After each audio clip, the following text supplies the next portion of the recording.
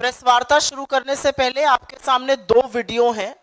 पहला वीडियो 17 सितंबर का नरेंद्र मोदी जी का है।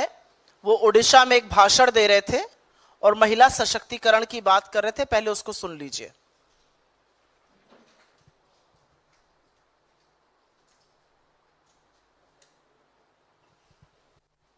महिलाओं की उन्नति, महिलाओं का बढ़ता सामर्थ्य, ये ओडिशा के विकास का मूल मंत्र होने वाला है। और अब आपके सामने मैं एक दूसरा वीडियो प्ले करूंगी और ये प्ले करते हुए मुझे दुख है, तकलीफ है। इस देश की एक बेटी, ओडिशा की बेटी, जो स्वावलंबी बनना चाह रही है, जो अपना एक छोटा सा रेस्टोरेंट चलाती है, उसके साथ एक हादसा हुआ। हादसे से ज्यादा भयावह वो था जो उसके साथ ओडिशा के पुलिस स्टेशन में हुआ। वो वीडियो चलाने से पहले आपको याद दिला दूं, ये बेटी इंडियन आर्मी के एक ऑफिसर की मंगेतर है, एक इंडियन आर्मी के ऑफिसर की बेटी है और खुद एक लॉयर है। जरूर सुनिए उसने कैसे अपनी व्यथा ओडिशा के अंदर एक पुलिस स्टेशन में बयां करी है। पकड़ के जोर से खींच के मुझे मारना पीटना शुरू कर दिया। मैंने उनको रिक्वेस्ट करते रहे, प्लीज स्टॉप, मत कीजिए, ऐसा मत कीजिए।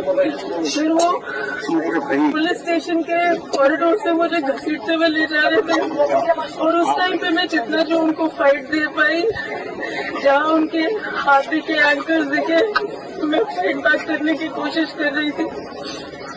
उनके बीच में एक लेडी कांस्टेबल ने मेरा गला पकड़ के दबाने की कोशिश की तो मैंने उनका हाथ काटा है। उसके बाद उन्होंने मेरे ही जैकेट से मुझे मेरे पीछे हाथ बांधे और एक लेडी कांस्टेबल के स्कार्फ से मेरे पैर बांध के मुझे रूम में डाल दिया। थोड़ी देर में एक मेल ऑफिसर आके मेरा ब्रा उतार के मेरे ब्रेस्ट पे किक मारना शुरू किया। अराउंड 6 o'clock जो स्टेशन के IIC है वो आए और उन्होंने मेरा पैंट लोअर किया, अपना पैंट लोअर किया और अपना पीनस निकाल के मुझे बोला कि कितने बार तुम लेना चाहोगे कि तुम चुप रहोगे, क्योंकि मैं बहुत ज्यादा चिल्ला रही थी हेल्प के लिए, बहुत ज्यादा चिल्ला रही थी हेल्प के लिए।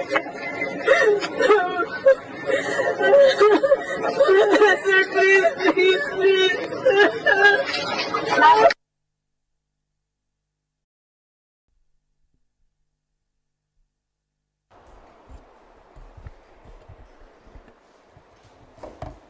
ये वीडियो, जैसा कि मैंने आपको बताया, हम उनकी आइडेंटिटी रिवील नहीं करेंगे, लेकिन ओडिशा की एक बेटी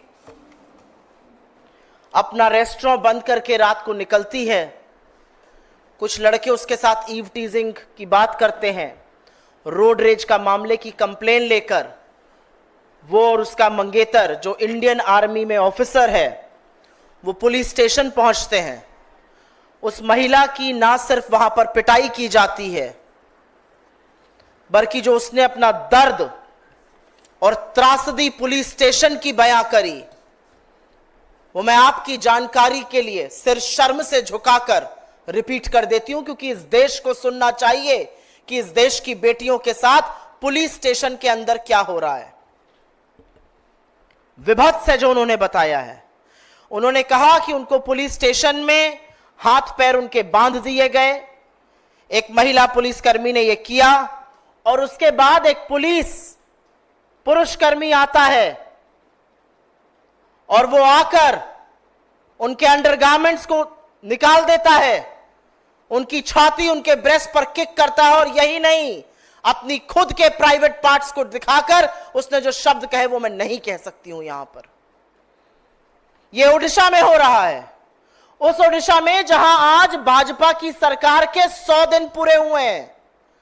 नरेंद्र मोदी 17 तारीख को ओडिशा जाकर महिला सशक्तिकरण की, महिला सुरक्षा की बातें करते हैं और उसी के कुछ घंटों में पता चलता है कि ओडिशा की इस बेटी के साथ पुलिस स्टेशन में दरिंदगी की गई। दरिंदे सिर्फ सड़कों पर नहीं, बीजेपी की सरकार में पुलिस स्टेशन के अंदर भी हैं। और ये कोई अबला नारी नहीं थी, ये एक लॉयर है, ये भारतीय सेना के अधिकारी की मंगेतर है, वो भारतीय सेना का अधिकारी जो सिख रेजिमेंट का मेजर है। मैं उनका नाम यहां नहीं बोल रही हूं। सिख रेजिमेंट के एक मेजर की मंगेतर के साथ देश अपना ऋण इस तरह से चुका रहा है। ये वो इंडियन आर्मी ऑफिसर्स होते हैं जो रेगिस्तान की तपती गर्मी और सियाचिन की हाड़ कांपती ठंड में इस देश की सरहद की सुरक्षा करते हैं, और एक कृतज्ञ राष्ट्र उनको इस तरह से इस चीज का इनाम दे रहा है। वो लड़की चिल्लाती रही, मेरी मदद करो, मेरी मदद करो, और उसके बाद भी उसकी मदद करने के लिए कोई आगे नहीं आया। और यह असलियत है कि लड़की का असली यौन शोषण ओडिशा के एक पुलिस स्टेशन में उस सरकार के पुलिसकर्मियों द्वारा हुआ जो आज अपने 100 दिन मना रही है। ऐसा क्यों है कि जहां जहां भारतीय जनता पार्टी की सरकार बनती है, तथाकथित डबल इंजन की सरकार, वहां पर रक्षक भक्षक बन जाता है? ऐसा क्यों है कि भाजपा शासित हर राज्य में विक्टिम शेमिंग का मामला सामने आता है? पहले पीड़िता के चरित्र पर सवाल उठाए जाते थे, अब पीड़िता का यौन शोषण पुलिस स्टेशन के अंदर पुलिस के दरिंदे कर रहे हैं। ये क्यों होता है भारतीय जनता पार्टी शासित राज्यों में? और एक बात तो सच है, नरेंद्र मोदी दौड़ दौड़ कर इधर उधर प्रचार करेंगे, एक शब्द इस पर नहीं बोलेंगे। उनकी महिला मंत्री इस पर एक शब्द नहीं बोलेंगी। इस देश की महिला बाल विकास मंत्री कौन है? अगर मैं आप में से 10 लोगों से पूछूं तो एक व्यक्ति शायद इसका जवाब दे पाएगा। महिला सांसद इस पर नहीं बोलेंगी। हो क्या रहा है इस देश में? पुलिस को देखकर जिन अपराधियों की हाड़ कांप जानी चाहिए, उनसे बचने के लिए जब एक औरत पुलिस स्टेशन जाती है, वहां शरण, वहां सहारा, वहां मदद मांगती है, उसके साथ यौन शोषण पुलिस कर्मी करता है, तो फिर सुरक्षित कहां है इस देश की आधी आबादी? कौन से सशक्तिकरण की बात होती है, यह जानना आज क्यों नहीं जरूरी है? और क्या आधी आबादी के लिए इस देश में कोई जगह नहीं बची है?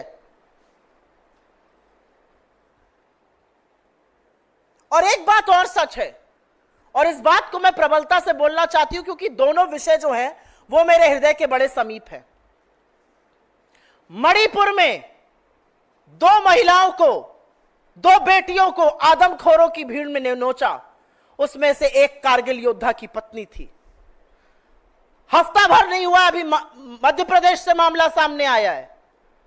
2 आर्मी ऑफिसर्स, 2 आर्मी के सैनिक और उनकी महिला मित्रों और संबंधियों के साथ वो कहीं घूमने गए थे, वहां पर उनकी पिटाई की गई। एक ये कृतज्ञ राष्ट्र है जो व्यक्ति ये सोचकर सरहद पे जाता है कि या तो मैं वापस आऊंगा या तिरंगे में लिपटा हुआ मेरा शरीर वापस आएगा, उसका हम ये बदला दे रहे हैं और सब चुप रहेंगे, सुई टपक सन्नाटा रहेगा, इस पर कोई आक्रोश नहीं होगा, इस पर कोई प्रदर्शन नहीं होगा, इस पर कुछ नहीं बोला जाएगा।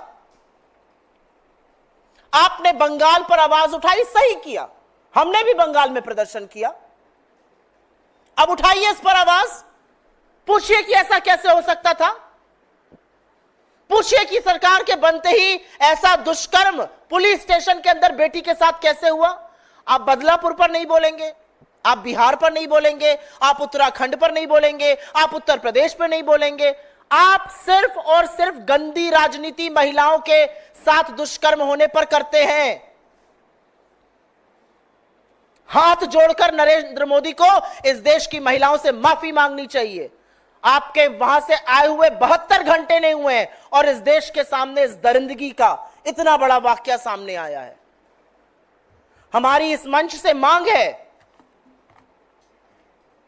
महिलाओं की सुरक्षा को प्राथमिकता बनाई जाए। हमारी इस मंच से मांग है, नरेंद्र मोदी अपनी चुप्पी तोड़े और महिला बाल विकास आयोग भाजपा का फ्रंटल बनने के बजाय इसका स्वतः संज्ञान ले। यह ह्यूमन राइट्स कमीशन का मामला है, यह मानव अधिकार का मामला है। अपराधी से बचकर हम पुलिस स्टेशन इसलिए जाते हैं क्योंकि हमें सहायता मिलेगी, हमें सुरक्षा मिलेगी। और आज इस देश की आधी आबादी को नोचा पुलिस स्टेशन के अंदर जा रहा है।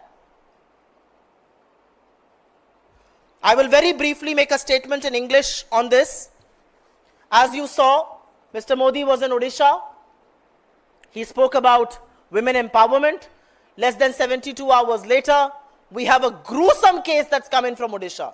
A woman, a self-employed woman who runs a restaurant, is engaged to an Indian Army officer who works in the Sikh regiment, was going back to her home when some catcalling and eve-teasing happened. She went to the nearest police station. Instead of helping her out, the police tied her hands and her feet. A male police officer came and disrobed her, took off her undergarments, kicked her on her breasts, and flashed his own private parts before her. And what he said thereafter, I cannot say it in public domain. Is this how safe our women are? The Prime Minister is absolutely silent. The BJP rightfully protested in West Bengal. What about Odisha now? Are you going to keep quiet? You don't want to speak in Badlapur? You don't want to speak in UP, in Bihar, any place that's controlled by the BJP? Are you going to keep quiet on this? The Prime Minister is too busy campaigning. He doesn't have the time. We don't know who India's Women and Child Development Minister is because she rarely speaks. She doesn't speak, in fact. Women MPs of the BJP would rather be elected to parliament than to open their mouths on women's security, safety and their empowerment. The Women Commission in India is as good as a frontal of the BJP. But how is this tolerable? How will this be tolerated? Who can justify this? And this is happening not to someone who's not educated, who doesn't know her rights. She's a lawyer. She's engaged to an officer from the Indian Army of the Sikh regiment. And not just that, this has happened to the wife of the Kargil warrior in Manipur. It happened to female companions of our army officers in Madhya Pradesh. What exactly is happening in this country? Where are women safe? If women are not going to be safe in police stations, because quite frankly in this case, the crime against that woman, the sexual exploitation against that woman happened inside the police station. And who's answerable for that? 100 दिन की सरकार आप आज मना रहे हैं उड़ीसा में, इसका जिम्मेदार कौन है? किसकी जवाबदेही है? 2-4 पुलिस अफसरों के तबादले से चुप रह जाएगा यह देश? आपके सवालों का अगर इस मुद्दे पर हो तो स्वागत है।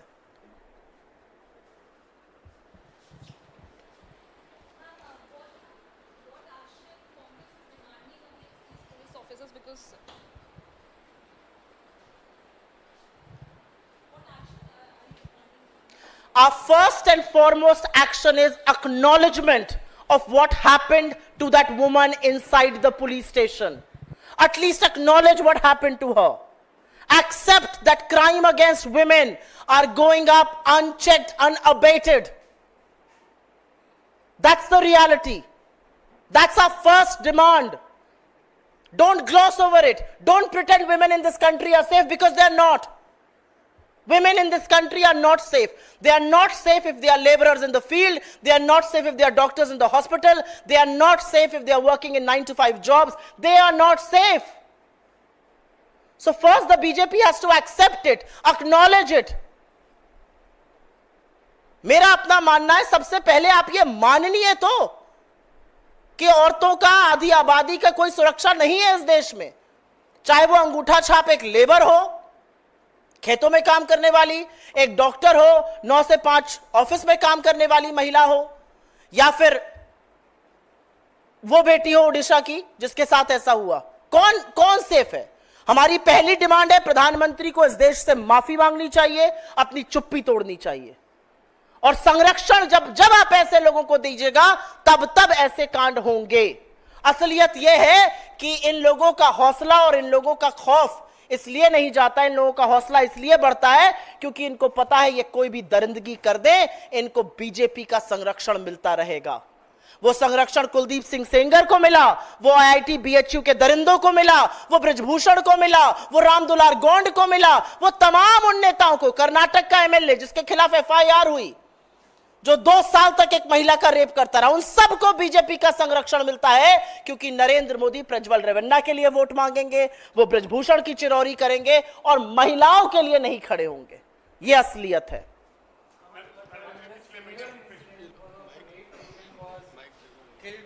उत्तर प्रदेश,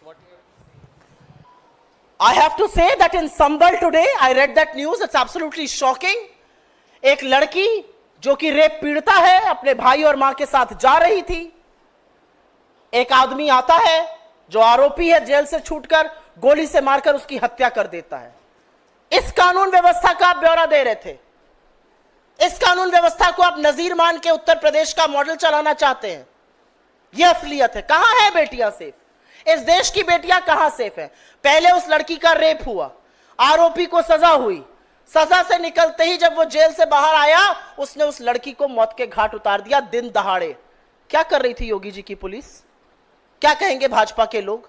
इस जंगल राज, भाजपा का जंगल राज उत्तर प्रदेश से लेकर ओडिशा तक साफ दिख रहा है। बीजेपी ना देखना चाहे वो उनकी चॉइस है, लेकिन उसका जो भुगतान है, उसकी जो कीमत है, वो इस देश की आधी आबादी, इस देश की बेटियां चुका रही हैं।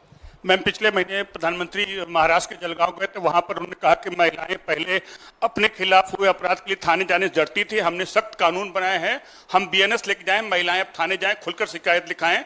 अब महिलाएं अगर थाने जाती हैं, ऐसी घटनाएं होती, फिर महिलाएं कहां जाएंगी? महिला मुझे नहीं पता कहां जाएंगी। मैं तो एक महिला होने के नाते आपके सामने खड़े होकर बेबस होकर आज ये कह रही हूं। मुझे नहीं पता कि अगर महिला के खिलाफ अपराध हो तो महिला कहां जाए, क्योंकि बीजेपी राज्यों में तो जब वो पुलिस स्टेशन जा रही है तो उसके साथ ये हो रहा है। मुझे नहीं पता महिलाओं को कहां जाना चाहिए। बीजेपी को हमें बताना पड़ेगा कि अगर हमारे साथ अपराध हो जाए तो हम कहां जाए। अगर नाबालिग बेटियों के साथ अपराध होता है तो तब तक एफआईआर नहीं लिखी जाती है जब तक 500 लोग सड़क पे आके आंदोलन नहीं करते हैं। मुझे नहीं पता, ये तो बीजेपी बताएगी। मैं व्यथित हूं, मैं परेशान हूं, मैं खुद बेबस आज महसूस करती हूं, क्योंकि कहां जाएंगी लड़कियां? आपके साथ कुछ गलत होता है, आप इस उम्मीद से पुलिस स्टेशन जाते हैं रात को, दिन में, किसी भी वक्त, कि यहां जाकर मैं सेफ हो जाऊंगी। और बर्बरता और जघन्य जो विभत्स वाक्य है वो आपके साथ पुलिस स्टेशन में हो रहा है। तो कहां जाए बेटियां? ये सवाल आप लोगों को उठाना चाहिए ना, पूछना चाहिए नरेंद्र मोदी से। कहां जाए इस देश की बेटियां? आपने कौन से कानून बना दिए और उन कानूनों का किसको फायदा हो रहा है? मैम, कई बार आप लोगों ने इन तमाम मुद्दों को उठाया है और खास तौर पे वुमेन सेफ्टी का मुद्दा। आपने मणिपुर का जिक्र किया, आपने मध्य प्रदेश का, यूपी, गुजरात का जिक्र किया और आपने इस बात का भी जिक्र किया। आप लोग बार बार सरकार से कार्रवाई की मांग करते हैं, लेकिन सरकार की ओर से कोई कार्रवाई नहीं होती और हमने देखा है लगातार, चाहे वो रेप का मामला हो या ऐसे मामले बढ़ते जा रहे हैं। तो सवाल के बजाय आप लोग अब क्या एक्शन लेंगे अपनी तरफ से, क्योंकि सरकार से आप लोग लगातार मांग कर रहे हैं लेकिन कोई कार्रवाई नहीं हो रही। हम हिंदुस्तान का विपक्ष हैं, प्रमुख विपक्षी पार्टी हैं।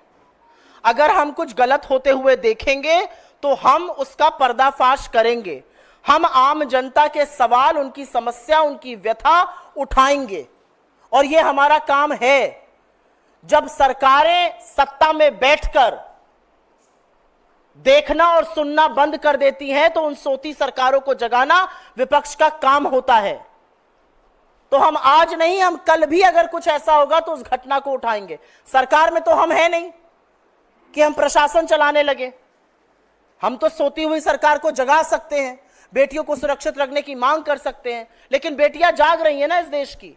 400 पार नारे वाले ऐसे ही थोड़ी 240 पे आ गए, ऐसे ही थोड़ी हरियाणा से लेकर जम्मू कश्मीर, झारखंड और महाराष्ट्र सब हारेंगे, क्योंकि आधी आबादी देख रही है उनके साथ क्या हो रहा है। महिला आयोग इस देश का महिला आयोग नहीं है। महिला आयोग इस देश की महिलाओं के लिए नहीं है।